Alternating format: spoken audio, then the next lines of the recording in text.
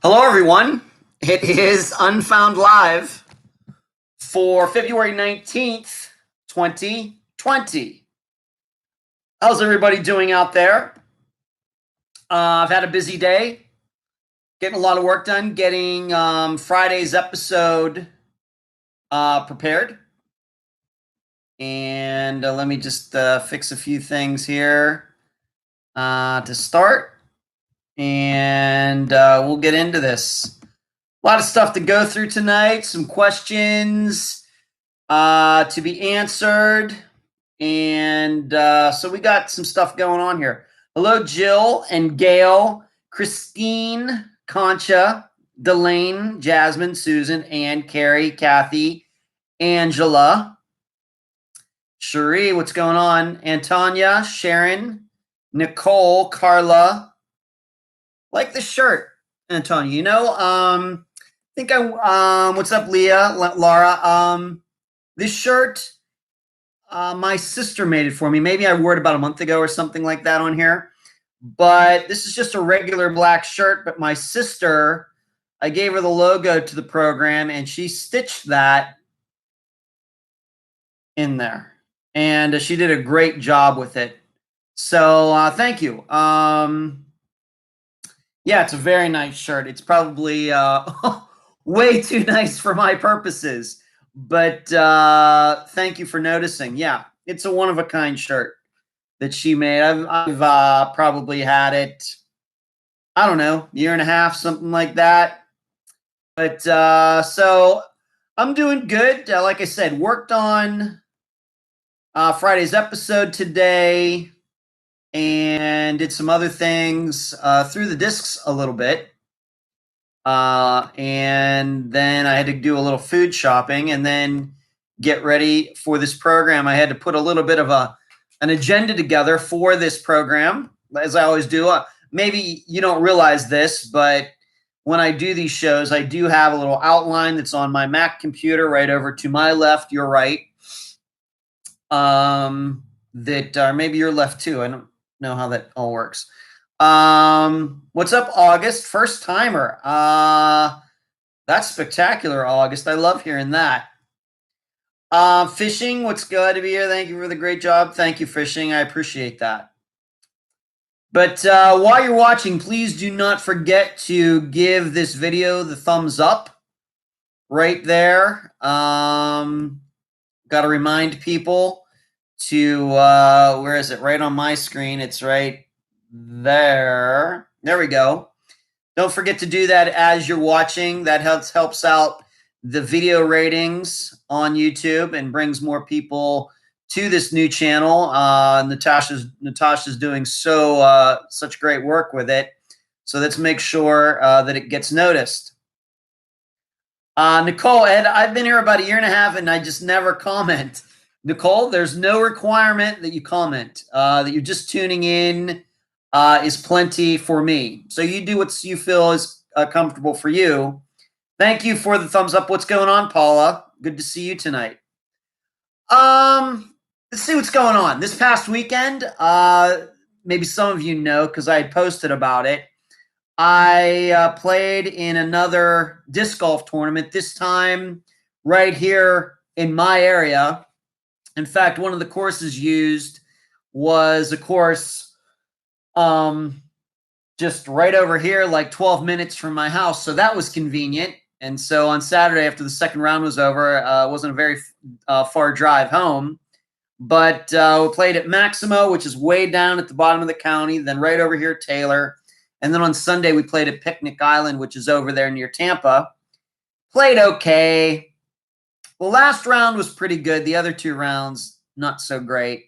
But I got it done. Some positive things to take away from it and some negative things.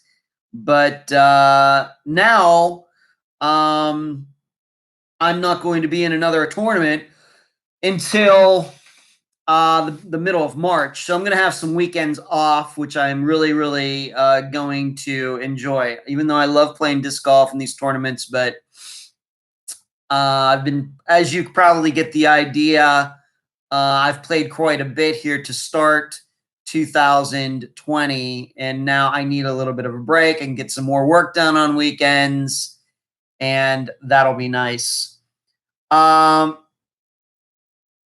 Bree, what's going on? Alexis, 5 p.m. in Alaska, was going to watch at the gym, ran home instead, scarfed down 2 Hot Pockets, and climbed into bed to watch.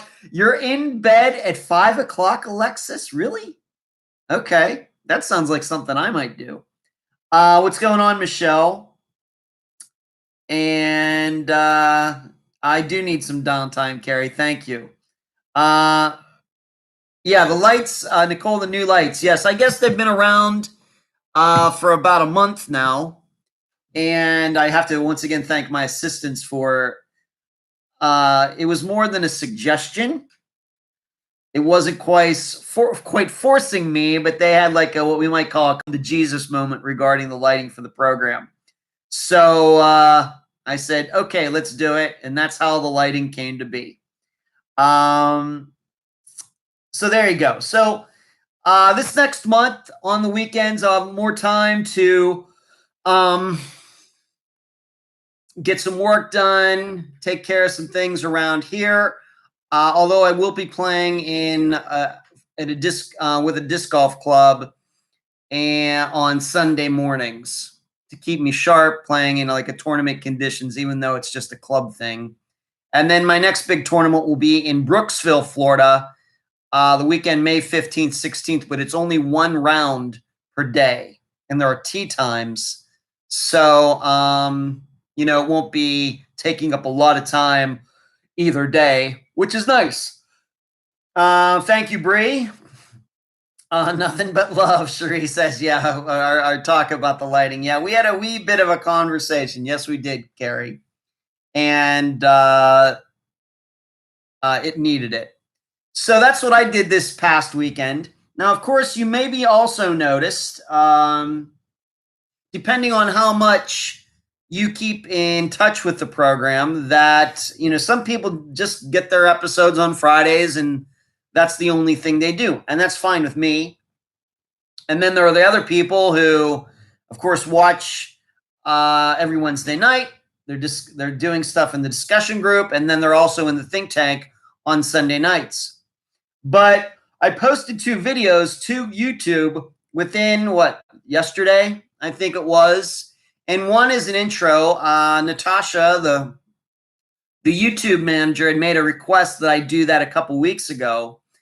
And I think it came out really well. What you probably don't realize is that it took me about 50 takes to get it right. That's true. I don't like to think, I'm not going to tell anybody I got it right on the first time, but I actually had to memorize all those lines.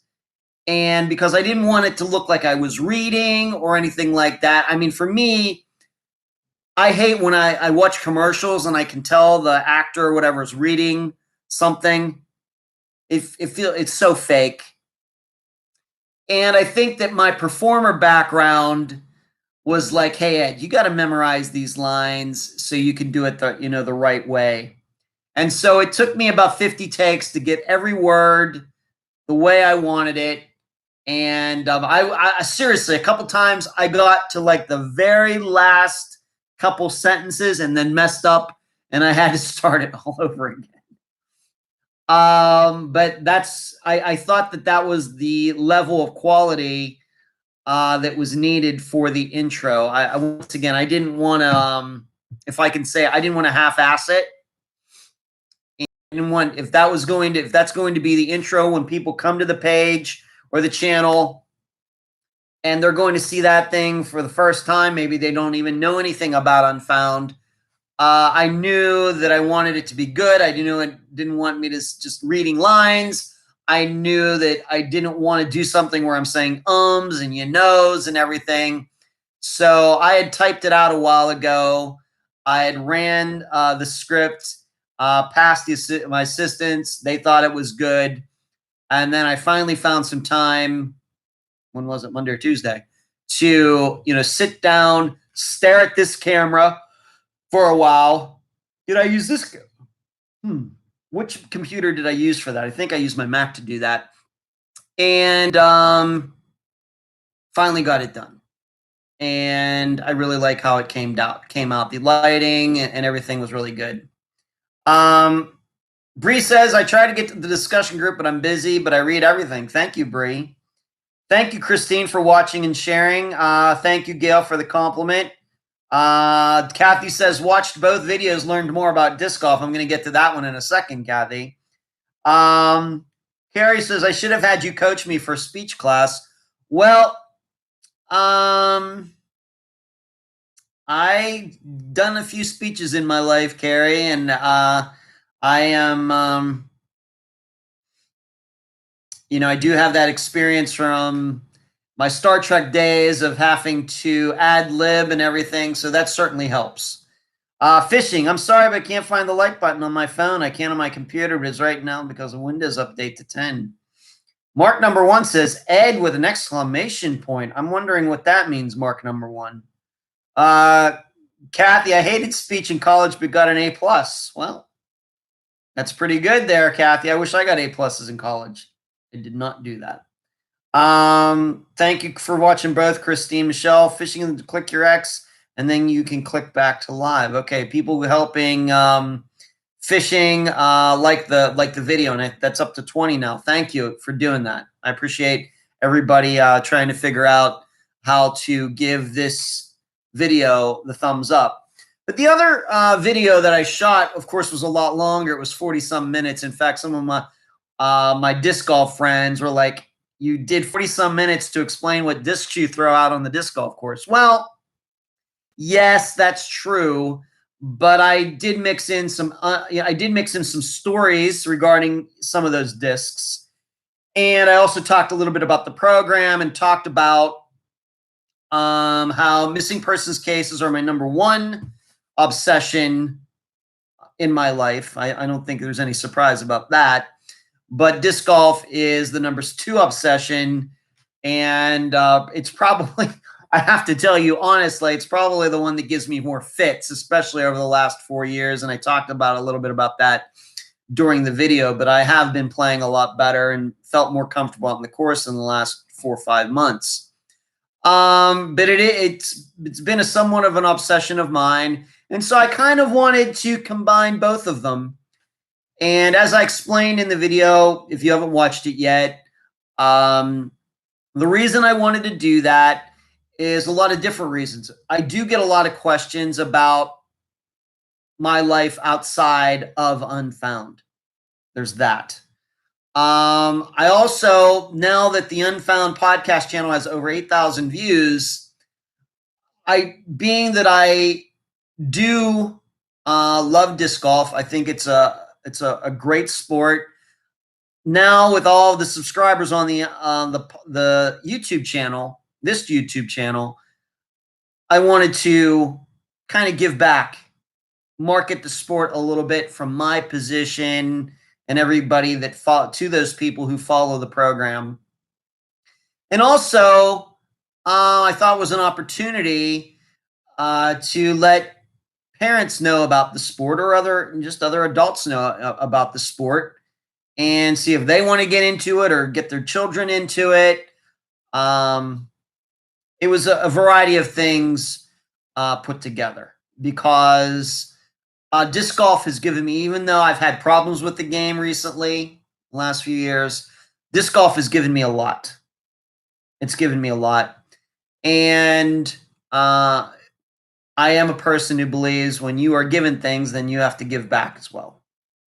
So that's why I did the video. It's like somewhat humorous, a little bit different side of me, I think, than people hear on the episodes. Maybe some of that comes through in this video, in these Wednesday night shows. But if you are a person who only listens to the program, then when you watch that video, it's definitely a different side than what you hear, I think, in the episodes during the interviews. So thank you, Marcus, for the compliment there. I appreciate that. Karen has to go. Okay, Karen, you do what you got to do. Carrie says, I don't have the like phone on button yet, but we'll hit it when I get home. That's weird. Don't know. Hello, Laura. What's going on? August, briefly, what do you mean by your Star Trek experience? Okay. That's something that we can talk about tonight. August, from May of 2000 until October of 2004, I was an actor at Star Trek The Experience in Las Vegas. I auditioned just like you would do for any sort of performance, whether film or theater, anything like that. They had tryouts in May of 2000, so 20 years ago. It's hard to believe. Oh my God. 20 years ago this May. I cannot believe it. Seems like yesterday. Unbelievable. It's just crazy. But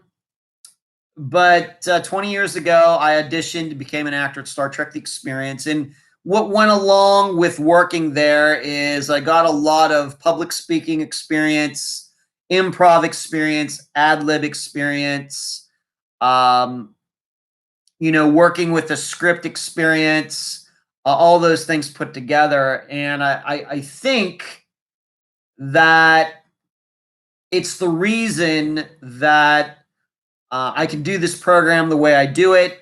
I think it's the reason that I feel very comfortable interviewing people, because interviewing is all about reacting, not having questions. I mean, we do have questions already planned out in the outlines that I make for the guests, but a lot of times you never know where an interview is going to go on, what tangent. And so you have to be a good listener. And I think that I got that from working with many actors for those 4.5 years. It's to always be prepared when somebody says something, to say something back that's relevant to the situation. Because at Star Trek, there were times we had to do our own ad-libbing. Things would happen, and there were guests there, and they were paying good money for us to stay in character and pretend we're on the Star Trek, the Starship Enterprise, etc. We're not allowed to break character or anything. So it was a challenge. But it was fun. It was so much fun. Just cannot even begin to tell you how much fun we had. It was crazy. But I think it prepared me for doing this job and being able to listen to the guests. And when they say things that I think need more explanation, to be able to ask the right question and, have a good conversation, overall. And it's certainly working at Star Trek helped that. No doubt in my mind. Carrie, thank you. Gail says we have a disc golf course here in Richmond, Virginia. Gail, I would guess that you probably have more than one in Richmond. They're all over the place. Thousands of them in the United States. Thousands. Hello, Whitney. What's going on, Whitney? Michelle, I have to hit the road. I hope to hit the road in an RV soon. Will depend on work and money from house. So hit the road in an RV. I love the sound of that, Michelle. I've never done that. Would love to. Would love to get in one of those big RVs and just cruise around the United States, because there's so many things that I haven't seen yet, like Mount Rushmore. I've never been to the Dakotas. I've never been to Montana, Idaho. That part of the United States I've never been to. I think it would be fascinating to take an RV up there and cruise around for a while. So there you go. But I did this long video, like 40-some minutes. And if you have time, you can watch it maybe just in little pieces. And that's fine too. It'll be up there. It's, of course, be up there forever. Michelle, Ed, me neither. I want to go see. You've never been to that area of the United States too. I hear it's really nice. So maybe I'll get there one of these days. Maybe do a traveling podcast in an RV. Honey Wheels, I'm open to that idea. I'm certainly open to that. Got to have the money to do that, though. That's the thing. Have you been to South Jersey? I know you're from PA. Nicole, I have been to South Jersey. I've been, kind of like mid-New Jersey and south. I had an uncle and aunt that lived in Lakehurst, New Jersey. I went and drag raced back in the 1990s at Englishtown, New Jersey. I was in Atlantic City in 1997 when Princess Diana was killed in that car wreck. That's where I was. I was there with a girl that I was dating at the time, and I was with my aunt and uncle, and we were down in Atlantic City, the four of us. And I can remember coming back to their place in Lakehurst, and we turned on the TV, and the wreck had happened. My mother and dad used to go to Cape May a lot, so yeah, I'm very familiar with um, a lot of New Jersey. I had a college roommate who family had a place in Seaside Heights, New Jersey. Of course, this was before Jersey Shore, that Jersey Shore show and all that got started. So I've been down there to the boardwalk and everything. So yeah, very familiar with parts of New Jersey. August says, thank you for sharing. You do keep the interviews on track. Thank you, August. Listen to many of them. Donna Minkolenko is one I listen to often. Yes, the year 2000 seems like yesterday. What's funny, you bring up Donna's interview, August, because the guy who was the guest for that episode, Eric, is now one of my assistants, and he is from Western Pennsylvania like I am. Nicole, you're about 30 minutes from Atlantic City. Okay. I love Jersey Shore. We are not like that at all. I know that, Nicole. I know that. But it is, I mean, having gone there like when I was 19, 20, 21 years old, and then later, like when I was like mid 90s, so I would have been like 25, 26, 27. It is a good time. It's surely a good time. Cruising around down there and everything. I had a really good time when I went down there those times. Once again, though, that was before that show made it all popular. Annette says, you should definitely drive through the Northwest. I live in Montana, and it's beautiful up here. Annette, I had a roommate of mine in Las Vegas. Her name is Crystal. Was not a girlfriend. We were just friends. We lived together in an apartment while I was working at Star Trek, like 2000 to 2002, when she got married. And she was from Montana. She was from Billings, Montana. Honey Wills, do you go back to Vegas much? I go there about every other month. I've not been to Vegas since I left there, Honey Wills. I've not been back there. In fact, I have a question about that, and maybe we should. Ever been to Northern California or Oregon? I've been to Oregon, Kat, because I have a niece and nephew who lived in Bend, Oregon. My brother's two kids live there. I've been there once again, right before like 20 years ago. I was there in like late April, early May of 2000. My brother and I were there for a few days in Oregon. But Northern California, no. I've never been to San Francisco or Sacramento or San Jose or any of that area. The most north part of California I've ever been in, is kind of funny, is Oxnard. That's about as north as I got in California. But I've been all over Southern California. Being that I lived in Las Vegas, maybe that's not a surprise. So there you go. Let's move on. Maybe I should answer some of these questions. Being that people are tuning in here and asking me some questions, maybe I should answer some of these questions that were sent to me before the program began. Maybe I'll start with the one that somebody just asked me, if I get back to Las Vegas much. Sue asked me, would I go back to Vegas? And I would say yes. I will admit, even though I live in a very nice place here in Clearwater Beach, and I do like it, the living situation, and I don't know, it was always me. I always wanted to live in a building with an elevator. That always seemed like something that was kind of cool. I do have plans at some point in my life to go and move back to Las Vegas. I don't know why. I just think that probably in the long run, it'll be a good choice for me. And I still have a lot of friends who live there.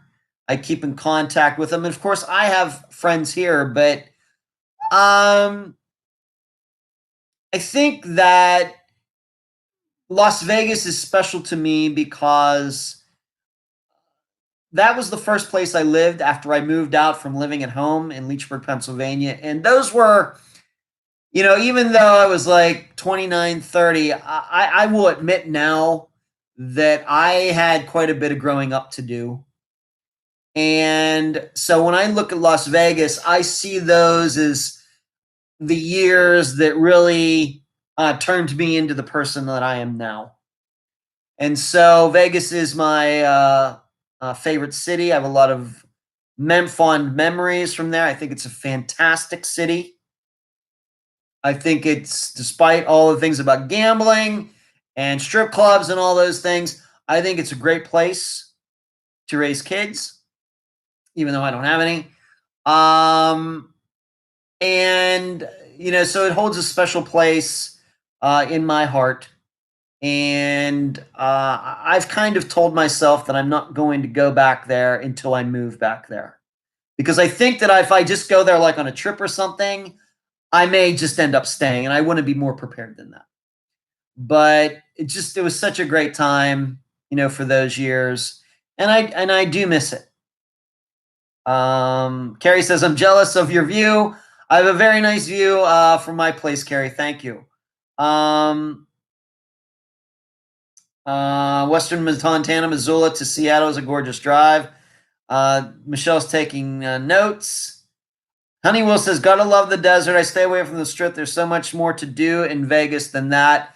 Honeywheels, I worked right on the strip. In 1999, I worked in an office right on the strip near the intersection of Las Vegas Boulevard and Tropicana. And then I used to go to the Bellagio all the time because I worked for a company that had the contract to fix printers and fax machines there. So I was down underneath. If you ever watch Ocean's 11 with George Clooney, Brad Pitt, and how that was shot at the Bellagio, I was down and all underneath the city that they have. I was down through all of those halls and everything. Then I worked in a magic show. Of course, the Hilton where we did the Star Trek ride and show was not on the strip, but it was on the strip many, many times, and it's just crazy. It really is crazy. Would Unfound change if you moved? No. Unfound exists no matter where I live. No, it would not change at all. I don't know why it would. It would. I think it would still come out at 2 p.m. Eastern. I still don't see any problem with that. But no, I don't think it would change at all. I doubt that Ed will change. Yeah, I'm pretty set in my ways, Michelle. Thank you for pointing that out. So there you go. But there's the answer. Would I go back to Vegas? Yes. I think I will be. In fact, my dad and I have talked about that. The only thing that I have told him is that I will not move back there while he is alive, because it's easier for him to see me and me to see him being in the same time zone and being like a day's drive away, in contrast to being that far away. And truthfully, my dad hated Vegas. He only came out to see me a few times, didn't like the big city and all that stuff. My mother came out to see me many times with friends and my biological mother. They came out together. But my dad hated Vegas. So I told him that I would not do anything until he passed away. Let's move on to maybe another question. I want to answer this because this was asked by last Friday's guest, Donna Corbin, and we'll get to the Phyllis Corbin poll here in a moment. But I wanted to answer this for Donna, and I don't know if she's watching tonight or not, but I will answer it for her. And of course, I get this question a lot, but being that she's very new to the program and she's not heard this answer, and plus she's a guest, I feel like I have to answer it for her. Why do I do what I do? How did I get into this?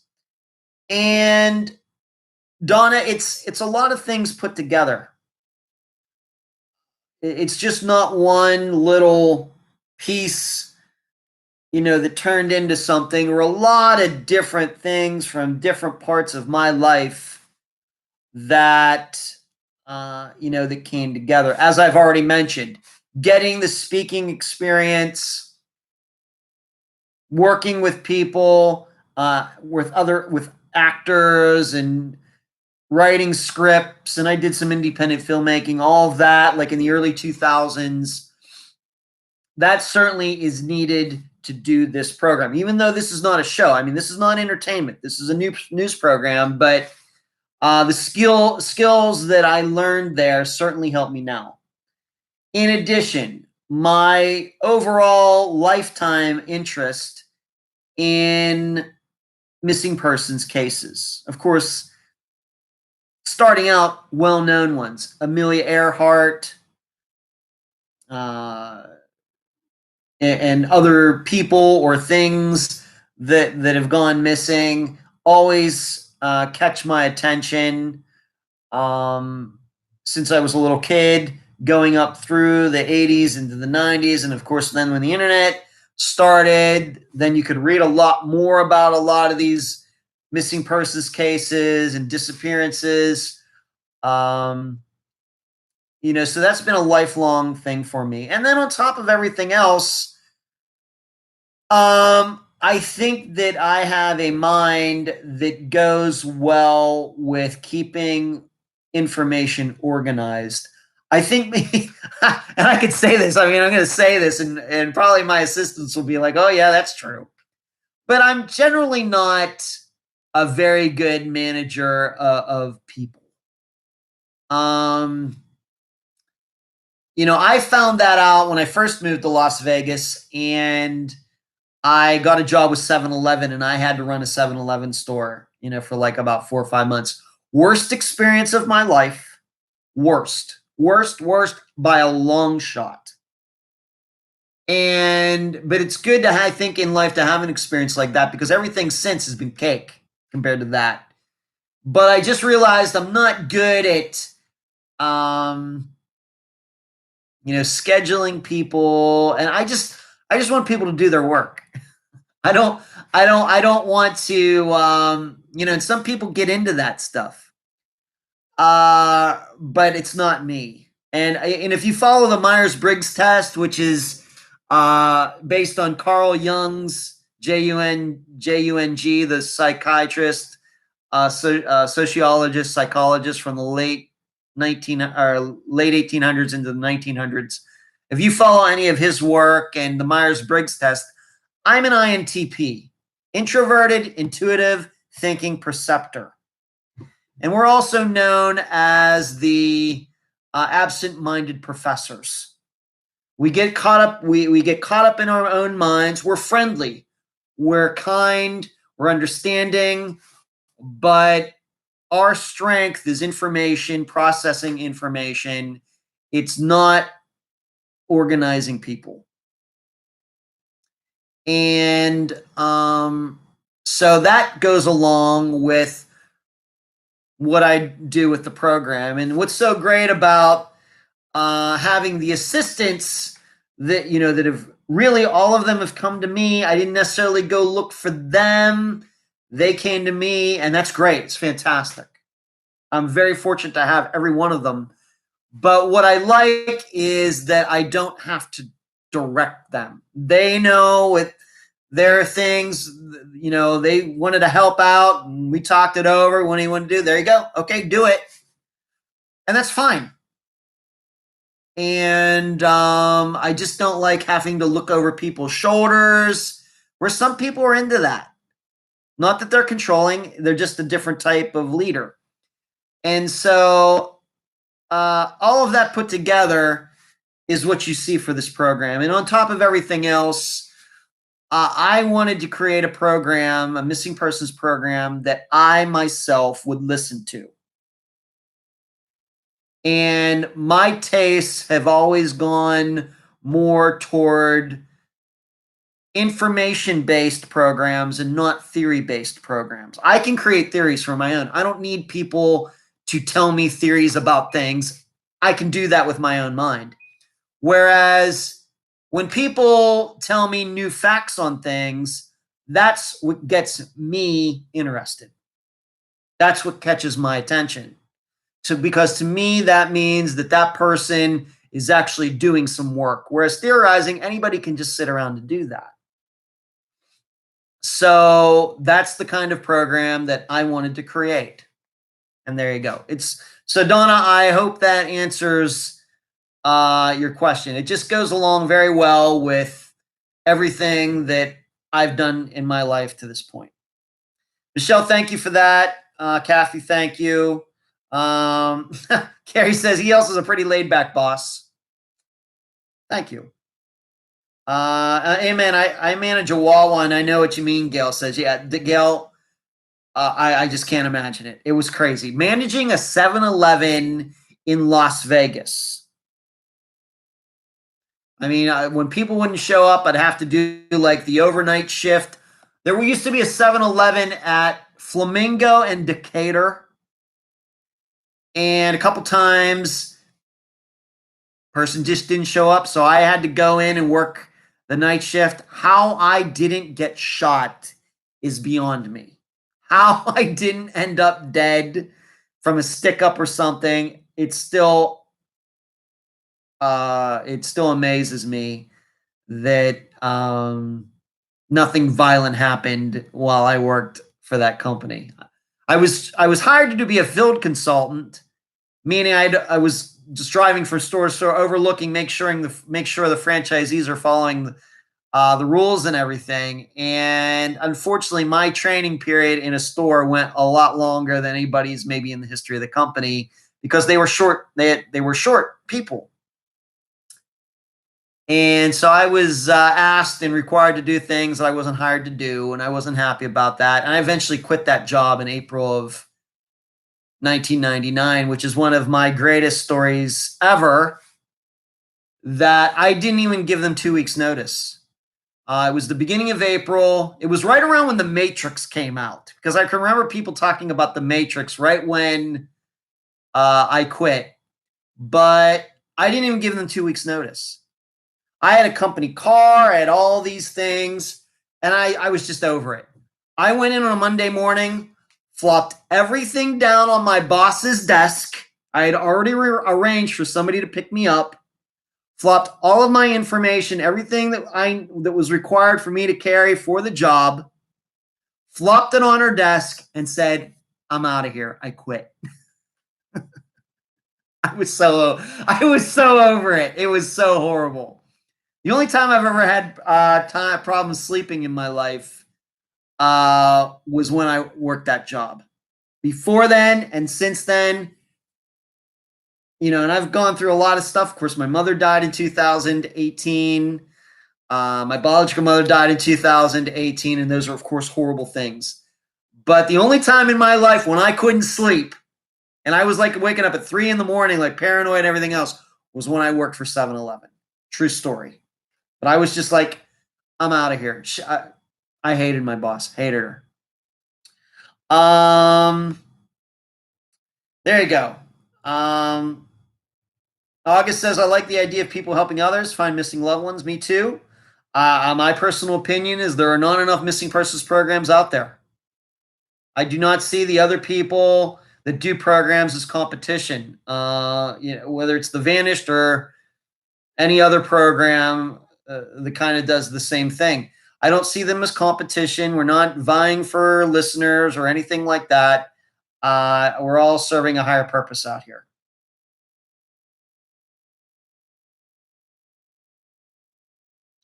That's a no for me, Cherie says. I can barely be in charge of myself. That's funny, Cherie. Gail says, oh, yes, called it all hours of the night. Dangerous tier 2. I bet, Gail. I bet.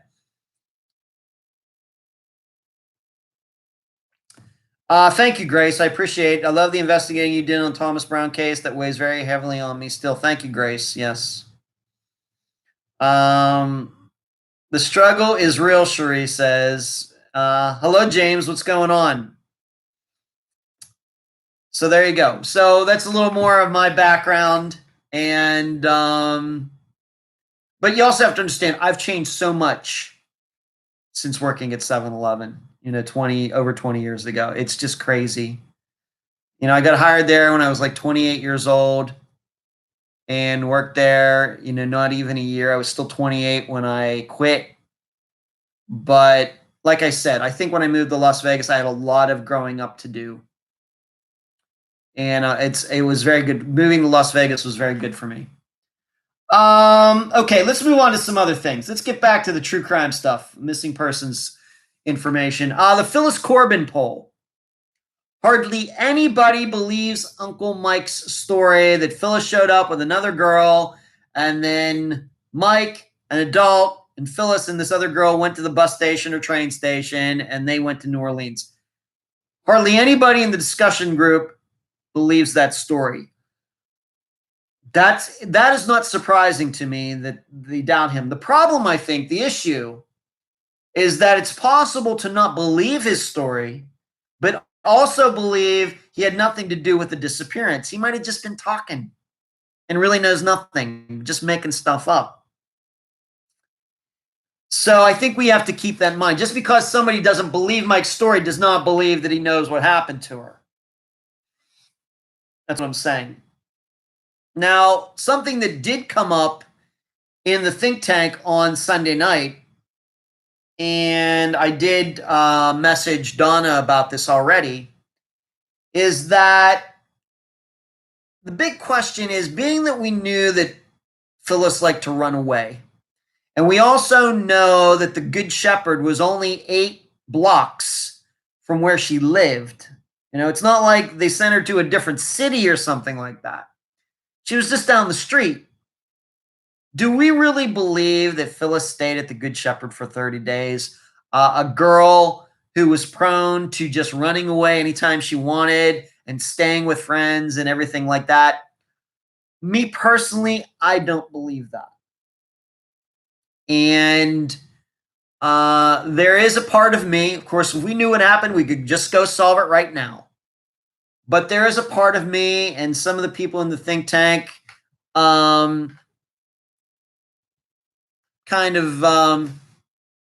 we're thinking the same thing, something along those lines, or maybe a little bit different, that there is a reason to believe, I think, that the paperwork at the Good Shepherd might have been forged, saying that Phyllis actually was there for the entire 30 days. I think there's a reason to believe that, just because of what we learned about Phyllis. Not necessarily anything necessarily bad about the Good Shepherd. Yes, if they forged paperwork, then that is, of course, horrible. But knowing, I think, Phyllis the way we got to know her, I just can't see her hanging out. I mean, she was going to see her friends. I can see her just blowing the Good Shepherd off, going still to see these friends because she's still in the same neighborhood, coming and going as she wanted. And it would not surprise me at some point that Phyllis said, "I'm just not coming back." And I think we have a precedent for that in the Patty Taylor case that we covered at the end of 2018. And that is that, no, it must have been 2017. Okay, 2017, the years are running together. But she was in a kind of a place like Phyllis was. And what did that Tulsa foster facility do? Patty ran off. She's 17 years old. As soon as she turned 18, even though she was supposed to still be at the facility, but she had run away. Facility said, "Up, she's 18. We wash our hands of her." Oh, well. Didn't give a dang about her at all. And that sticks in my mind when I think about Phyllis Corbin's case. That's what hangs with me. Now, granted, in Patty Taylor's case, it was much later. It was late 70s, early 80s. But I don't know, how much that matters, what year it was, what decade it was, but I think that that's a popular attitude. I think it was a popular attitude.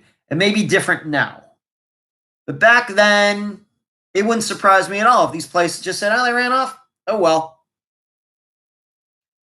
and it increases my belief knowing that Phyllis was still in her own kind of neighborhood where she'd probably want to go out and see her friends and hang out and do this and do that.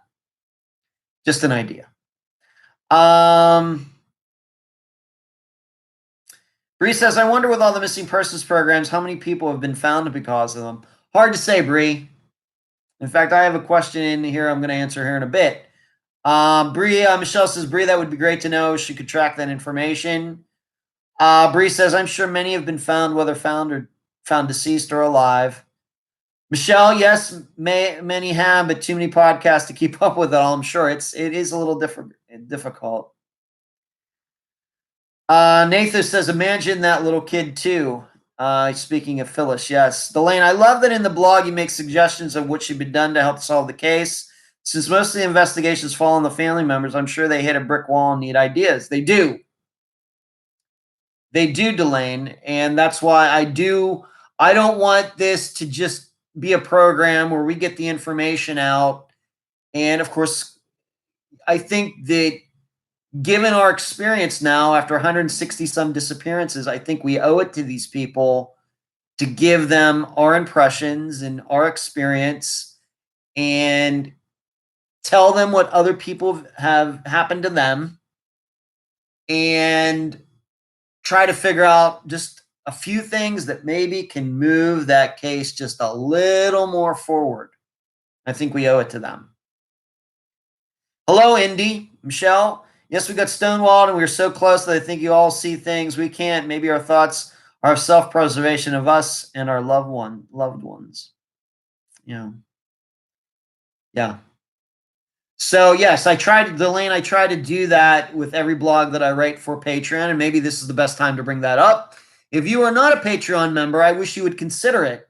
Go to patreon.com/unfound podcast to become a member. If even if it's only $2 a month, which gives you access to all the blogs that I've written regarding disappearances that Unfound has covered since August of 2017. So you're going to automatically have access to a lot of reading material about all of the cases Unfound has covered since that time. You also get a couple free ebooks from myself. But if you'd like to step it up a little bit and get even more free ebooks and become part of the think tank, you should consider donating at the $12 a month level, and then you'll be able to take part in this think tank that I always talk about, and Cherie reminds me to talk about it, on Sunday evenings at 7 p.m. Eastern. We get together in a very private group here on YouTube, and we discuss the disappearance for that week, and we go over theories. We go over some of the information that came out of the interview, and it's the only thing of its kind. Nowhere else. Not one other program does what we do on Sunday nights. And that information goes directly back to the guest for that week, as it already has. I've already talked to, or at least messaged Donna about what we talked about in the think tank on Sunday evening. So if that sounds like something that is interesting to you, you can donate at the $12 a month level. Now, if you'd really like to step it up to the $20 a month level, then you'll start getting some print editions that I will send to you, and I will sign them myself. So there you go. Patreon.com/unfound podcast. Carrie says, that is one thing that sets Unfound apart from other podcasts. Unfound doesn't just do the case and move along. I can test to the follow-up and continue to help and support families. Yep. Nicole says, love the t-shirt. Yeah, I was talking about that. This is a shirt my sister made for me, Nicole. There you go. But I do keep in contact with some of the guests, and I see them in the group, and we run into each other online. Now, there are some guests that I haven't talked to in quite a while, but that doesn't mean there's any animosity between us. It's just we just haven't run into each other recently. So there's that. So that was the Phyllis Corbin poll. Not a lot of people believe in Mike out there. B also, maybe this goes along the lines. B, has anyone ever been found alive? Any of unfound cases? Has anyone been found alive? The answer is no, unfortunately not B. We have had, of course, some remains found. Zoe Campos, Aundria Bowman, of course, Thomas Brown, but Crystal Morrison, but nobody has been found alive yet. And that's sad. I'm thinking it's eventually going to happen. I just can't tell you when. Thank you for the compliment, Michelle. Thank you. It's very nice. Speaking of Aundria Bowman, the remains have technically still not been identified, but I don't think there's any doubt that those are Aundria's remains. But once again, for the record, they've not been identified, and I don't think that Dennis Bowman has pled guilty yet. And we talked about that last week, but I think the court said maybe you should get a lawyer and talk this over a little bit before you do that. So I'm not sure what's going on there, but Aundria's remains have still not been identified. Let's move on to, let me answer another question here. This question was from Laura, and she asked, have I ever met any of Unfound's guests? And I have, and I started making a list, and it was more than I thought. I'll go through the list right now. I've met Eric Grabowski, even though he's an assistant of mine now. He was originally a guest on the program in April 2017, but he was the guest for Donna Mikalenko's disappearance. I've met him a couple times. We've gotten together in Pittsburgh when he's been to Pennsylvania. I've been to Pennsylvania. We've gotten together, had lunch, and talked about a whole bunch of different stuff. And maybe I know I've already said this, but he and I went to the same college. We had same alma mater, but I graduated from Grove City in 93, and I think he graduated in 97. So the year he was coming in was the year I graduated. So we were never on campus together. Of course, Joyce Rivatuzo, one of my favorite people. I met her up at the Missing Persons Day for Florida in December of 2017. And I just talked to her a couple weeks ago on the phone. Of course, her daughters, Peggy and Patty McDaniel. I've met Donnie Smatlak's parents. That was a case we covered very early on in Unfound's existence in 2016. I met his parents in Pennsylvania. Must have been in 2017. We got together for lunch. So I've met his mother was the guest, but I met her and Donnie's father.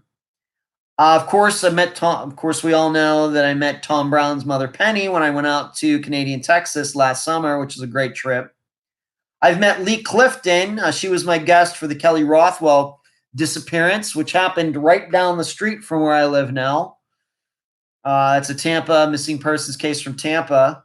And Lee lives here in the area, so I haven't seen her recently. In fact, I haven't talked to her for a while. But she and I have gotten together a couple times. So I've met her. One of my other favorite people, Lisa Kassoon, Chip Campbell's sister. I've gotten together with her and her husband several times, maybe 6, 7, 8 times.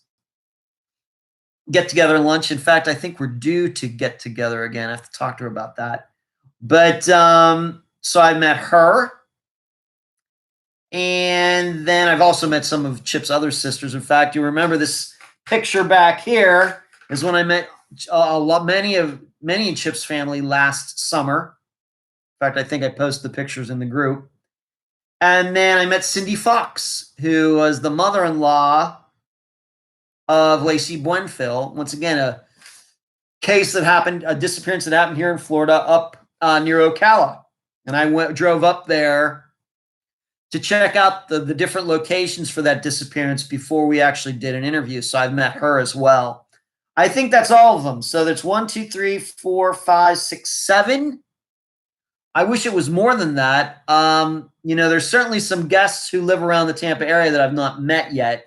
Patty Action's sister lives in the area.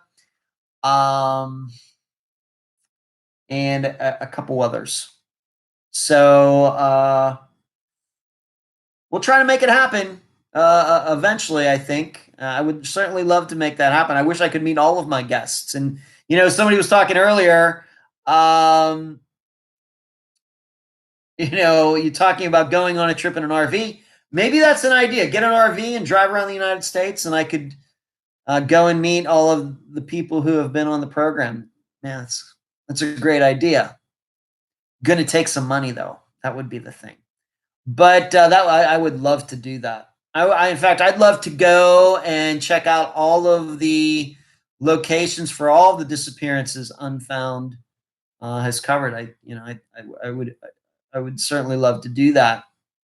Unfound on location. I got to do some more of those, Carrie. I did a few of those, but being that the YouTube channel is getting refurbished, I should think about doing some more of those. Thank you for bringing that up, Carrie. Indy says, been thinking about Jesse Ross this week. Another puzzling case. Surely is, Indy.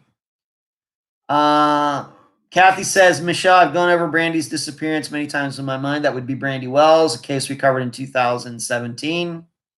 Delaine's getting out. Okay, Delaine, you take it easy.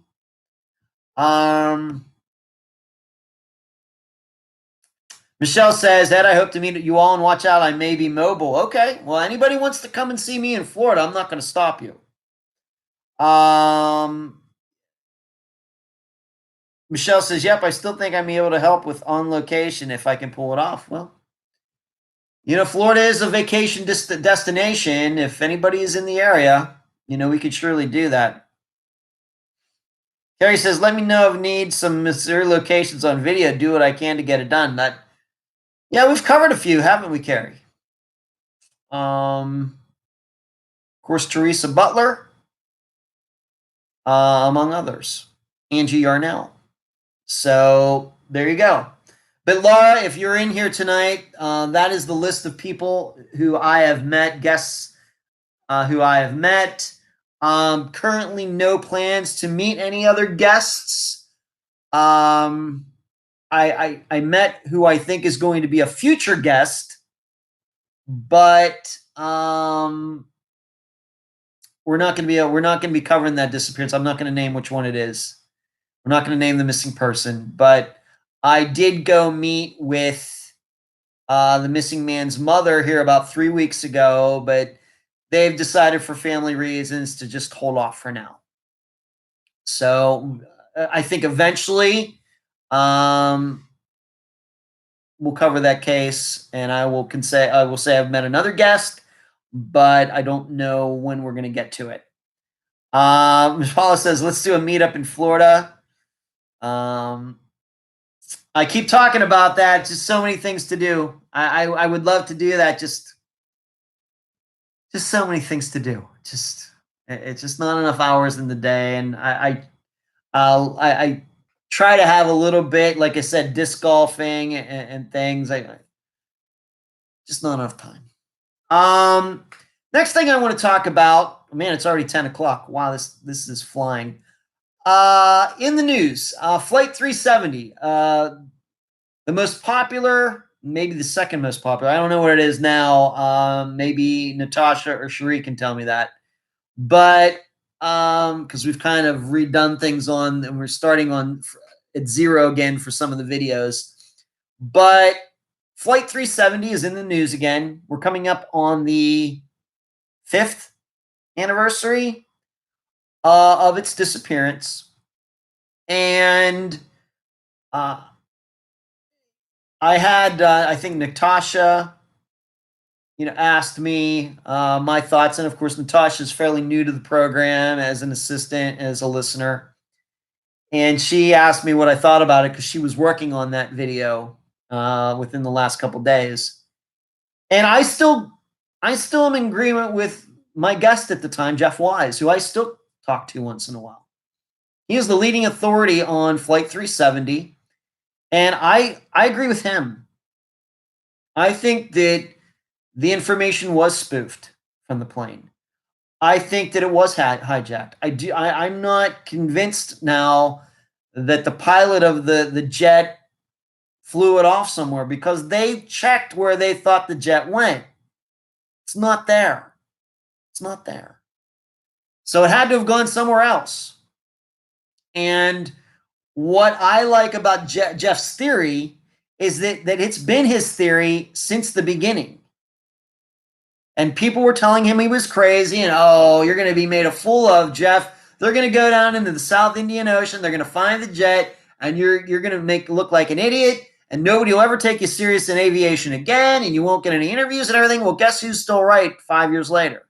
Jeff Wise. He did not bend to the peer pressure, other professionals in the aviation industry who were saying, hey, Jeff, you got to change your mind, man.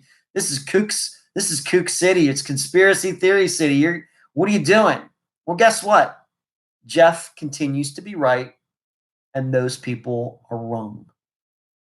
They said the jet would be found in the ocean, doing all the arithmetic and geometry and physics, using the signals and everything. Not there. So I have a lot of respect for Jeff Wise. A ton. In the face of that kind of pressure to stick to your guns and not change your opinion, and a lot of respect for him. So because I respect him and I say all this about him, I agree with him. I don't know why it was done. I put a few fingers on who did it. Not sure why it was that jet. Not sure why this. Not sure why that. But from just a facts point of view and looking at the information, it certainly does make a lot of sense. And if you're not sure what I'm talking about, you should go to Amazon.com and get the 2 books that Jeff has written about Flight 370. They are awesome, spectacular books about the disappearance. So I would recommend that to you. Hello, Natasha. Yes, MH370 new videos up with rescue footage. Sure, you're right. It's either number 1 or number 2 most viewed on YouTube. That's what I thought. That and the Tom Brown episode, right, Shuri? That's like 1 and 2, one way or the other. I'm not sure right off the top of my head which is which. I know Tom Brown's video it's like crazy. It was crazy, and it was like 200 some thousand views or something, which is crazy. First, you should watch the Unfound episode on Flight 370. Yo, of course do that. Of course do that. Hear the interview with Jeff. Even Jeff will tell you it's the best interview he's ever done regarding the disappearance. Of course, all the other places where he gets interviewed, it's like 10 minutes. Of course, we spent like an hour and a half or whatever it was. So, yes, you watch the Unfound episode or listen to it on iTunes, Podomatic, or right here on YouTube. And then also check out Jeff's books. I have to pimp the books for him because I do respect him. And I do want people to really start to think about that disappearance in a different way. And as many of you know, that, disappearances, and then you add in jet travel with it. There's just something about that in my mind. It's overtly interesting. And as I've told many of you, I've kind of become an encyclopedia of jet crashes, airline disasters. So getting him on the program and calling him a friend and being able to contact him and talk to him and everything, was a great thrill for me, and I'm glad that we could get him on the program. Alexandra said, "I just listened to that episode. I think it's spectacular. I think it's. I'm going to say, obviously, as you know, I think that we do a great job on every interview, on every program that's put together. But the difference with these, the missing persons cases is they're not internationally known. They maybe are now, being that Unfound is international. But when you get into something, when you're covering Flight 370, you're really competing against other outlets that have also covered the disappearance. And of course, Flight 370 has got more attention than any aircraft that has ever left the ground.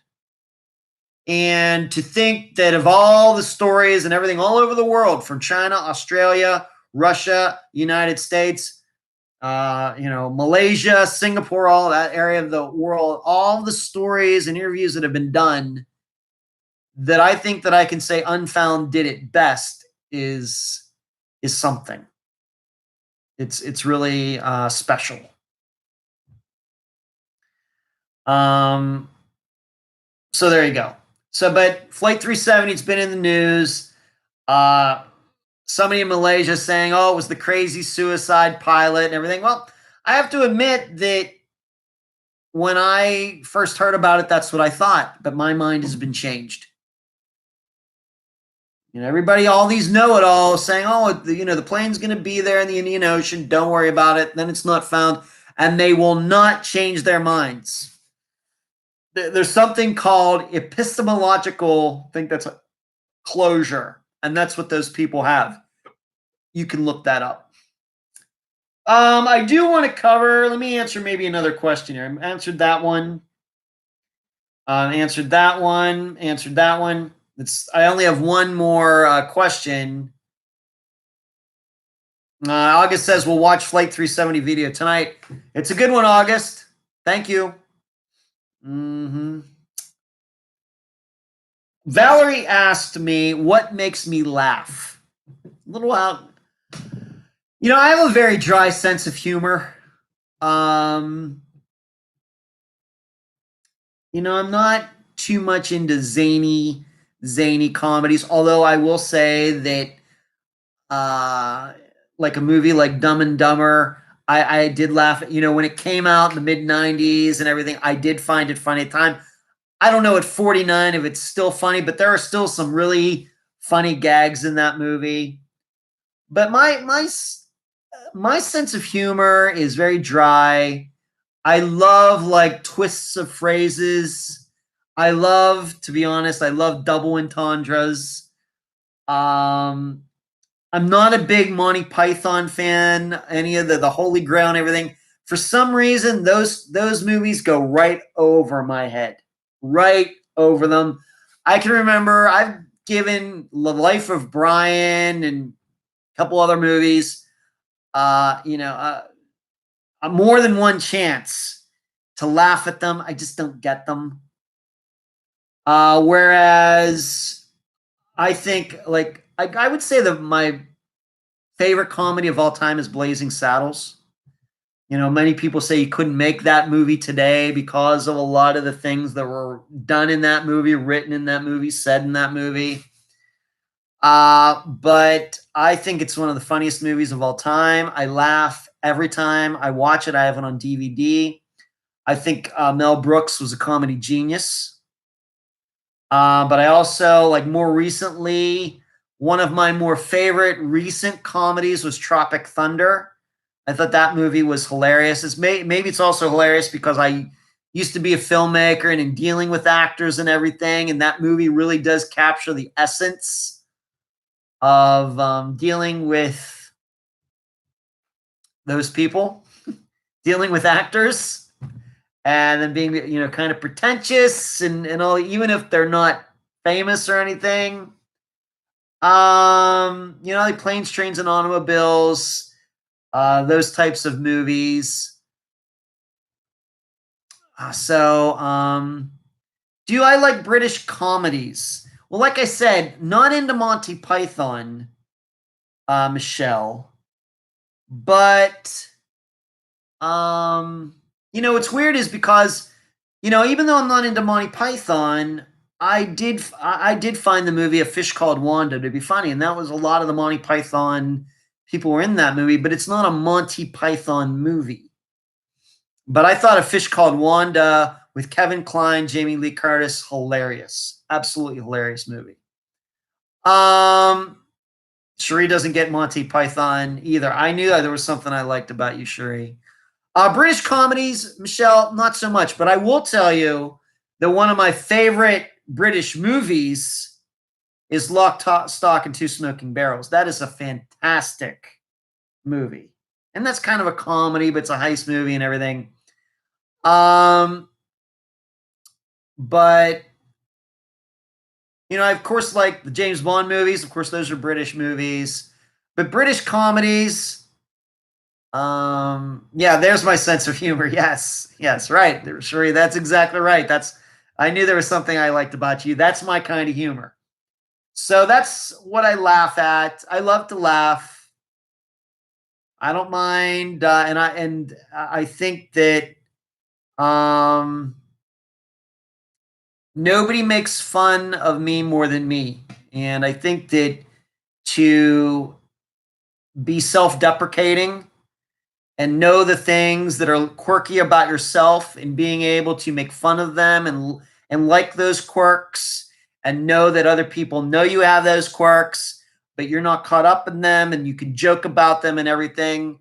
Those types of people usually have the best personalities, in contrast to people that are so caught up in themselves and trying to be perfect and trying to cover up their flaws. And if anybody points them out, they get all defensive and everything else. To be able to laugh at yourself, you have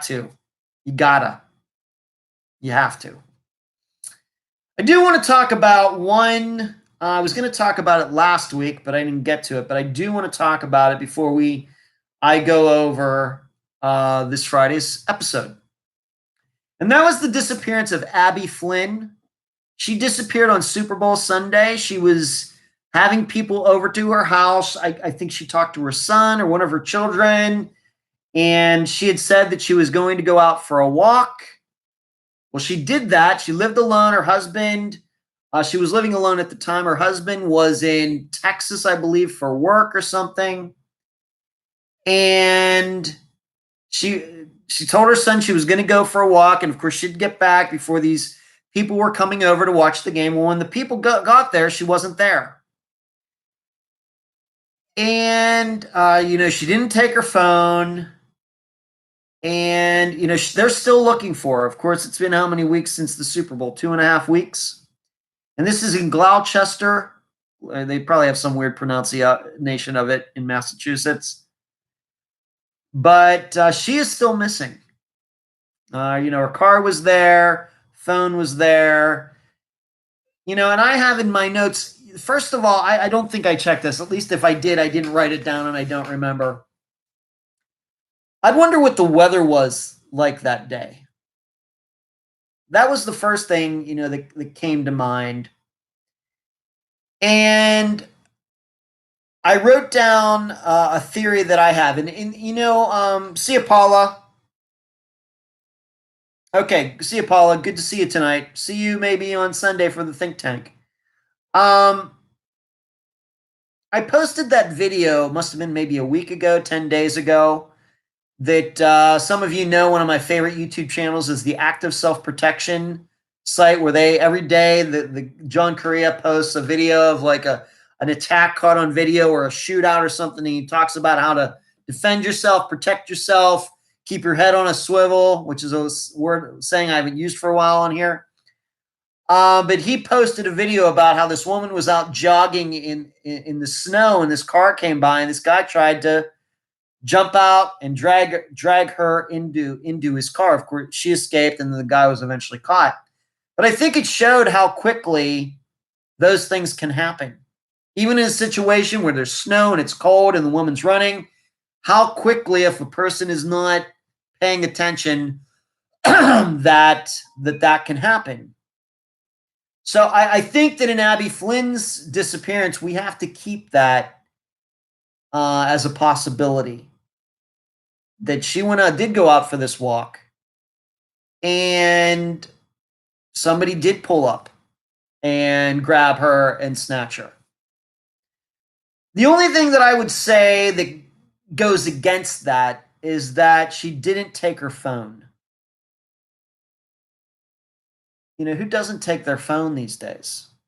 If they're going for a walk, they're going for a run, they're going for a bike ride, we take our phones everywhere. She didn't. And so I even have this written down in my notes. I wrote this down as a theory. Is it possible that when she was talking to her son, that she actually wasn't there alone? Maybe this was a situation where somebody did come into her house. She let the wrong person into the house, and then this person took her away, and that's why her phone was still there.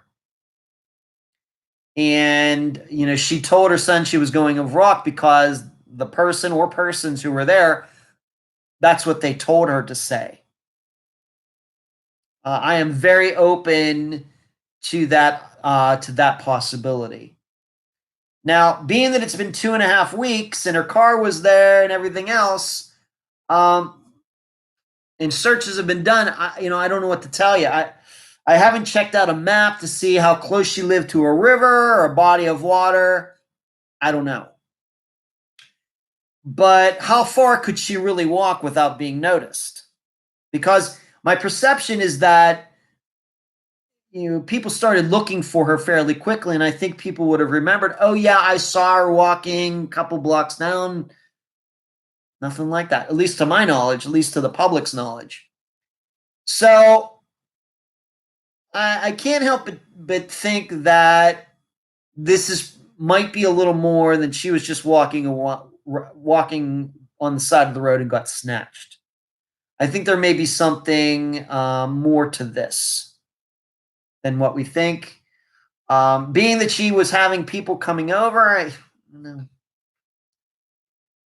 know. Even if you're going to say, well, maybe she had some, mental episode or something, well, that still would not explain, how she was able to walk off and nobody see her. I mean, how far did she walk?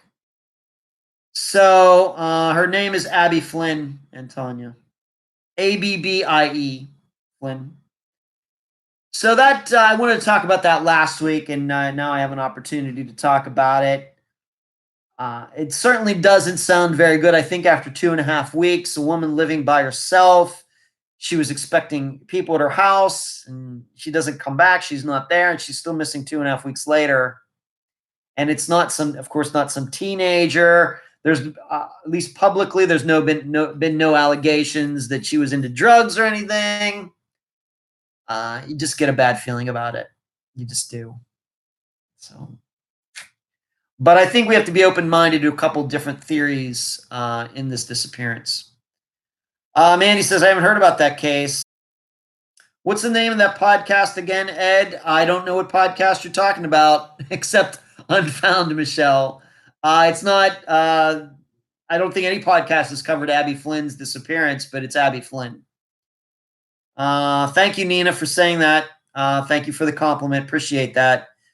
Susan says, I hate that she didn't take her phone. I agree.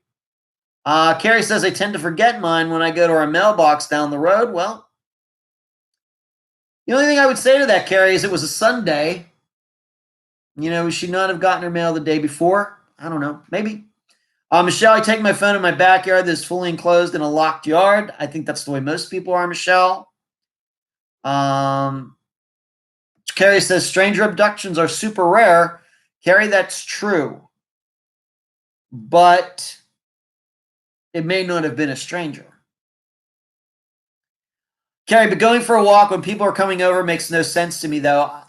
I agree. Carrie, that's a good point. I think that people who are preparing for parties, do things up until the last minute, and that she would have time to go for a walk before people came over. It does seem a little weird. It does. I agree with you. And that's why I've said, could it be that there was somebody in the house telling her to say that? Well, what about the relationship with her husband? Well, her husband was in Texas.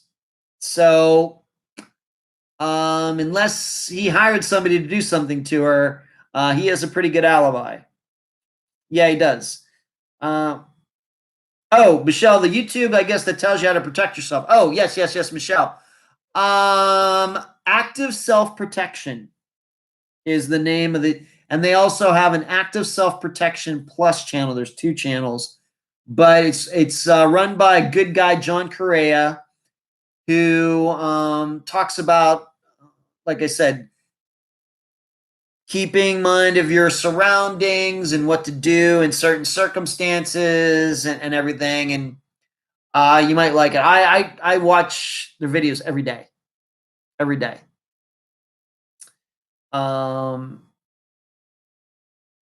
Texas is a great alibi. Y'all come down. You all come back, you hear. All right. So Abbie Flynn. Hopefully she will be found alive. Let's move on to this Friday's. We're really doing it tonight, man. Almost an hour and a half. Okay. This Friday's case is the disappearance of Eric Alvarado, November 20th, 2018. So we went from 2 very old ones, Mary Jane Van Gilder, Phyllis Corbin, and now we're coming up the whole way to 2000, just a year and some months ago. November 20th, 2018. Oh, there it comes the yawns. From Atlanta, Texas. Not Atlanta, Georgia, not the huge city. Atlanta, Texas, which is very close to the border with Arkansas. The guest will be his cousin. We've already done the interview. Her name is April Grant, and she is now in the discussion group. And I am calling this episode Conflict of Interest.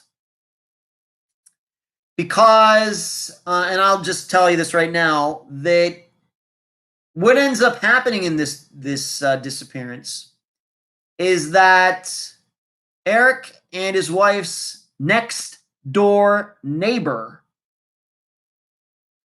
ends up being the investigator for Eric's disappearance.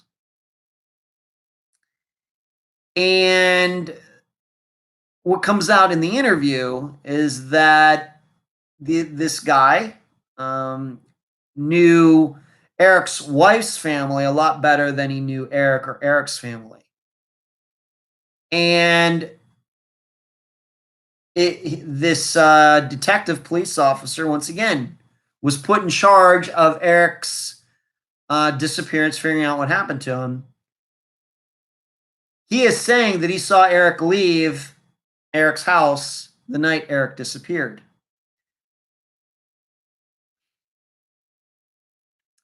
And so that's why we're calling this, that's why I'm calling this episode Conflict of Interest. I think that, it's one of those situations where if you go missing, maybe you might want somebody who knows you well to be in charge of the investigation, but on the other hand, maybe not. Especially if this person isn't just the next door neighbor, but then is saying that, well, he saw Eric leave his house last night, whereas the facts do say that the Jeep did leave the house last night, but we're not sure, absolutely 100% sure, that Eric was driving his Jeep. So, so there's that. That's why it's calling conflict of interest. And you're going to have to determine if the next door neighbor being in charge of the investigation for a while actually hampered the investigation. And do you trust the job that this guy did in trying to figure out what happened to Eric Alvarado? There's going to be another part of this, I think, that's going to remind you of the Brandon Lawson case, speaking of Texas, where Eric's Jeep was found. However, it was found over the state line in Arkansas. Just like Brandon Lawson's truck was found, or car, whatever he was driving. And it's in an area where it's no dense forest or anything. It's pretty flat land, not a lot of trees. And you're going to have to ask yourself, is it possible that Eric really did walk off? There were searches done, and I don't want to get right into that right now. But I think being that Brandon Lawson's disappearance is somewhat well known, I think you're going to get a Brandon Lawson feeling from the disappearance of Eric Alvarado, although in this case there is no 911 call like there is in Brandon Lawson's disappearance.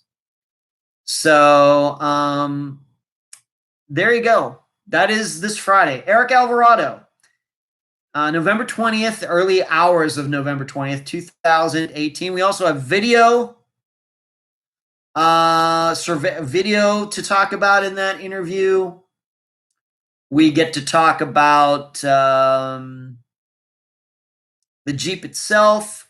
We get to talk about some of the things that were found around where the Jeep was found in Arkansas. We get to talk about Eric's dogs that allegedly went with him that night. So the interview ended up being 2 hours and 40 minutes long. Another long one. So I hope you are prepared.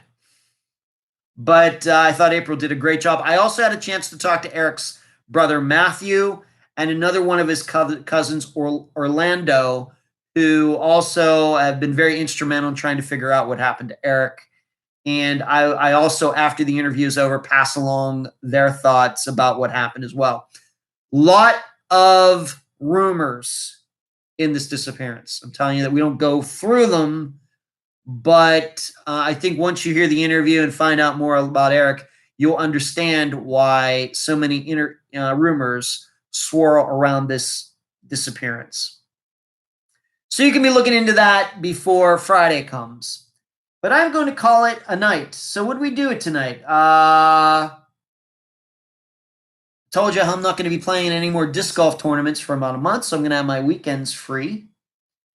Talked about the videos that I did, the intro video, the 1.5 minute one, and then the 40-some minute one. Phyllis Corbin poll. Talked about Aundria Bowman, Flight 370. Talked about Abbie Flynn going missing 2.5 weeks ago in Massachusetts. She's still not found under, I don't know, just unique circumstances.